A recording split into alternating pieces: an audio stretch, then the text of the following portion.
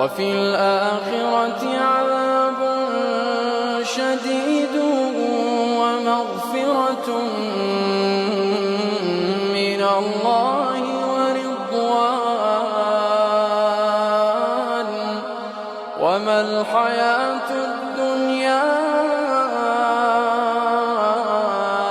إلا متاع الغرور.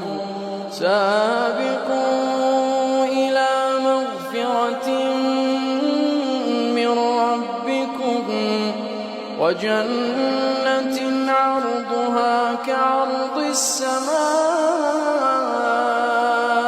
والأرض أعدت للذين آمنوا بالله ورسله ذلك فضل